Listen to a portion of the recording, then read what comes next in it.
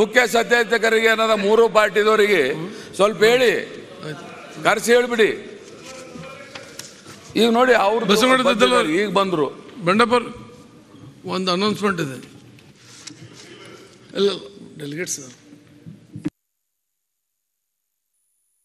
by Her Excellency Madam Tammy Ben Haim, Council General, Israel and Limar Beltar, Deputy Council General, are witnessing the proceedings of this august House, along with Sri Mohan Suresh, Honorable Council for Rwanda in Bangalore. From the distinguished Visitors Gallery, on behalf of the members, I heartily welcome them.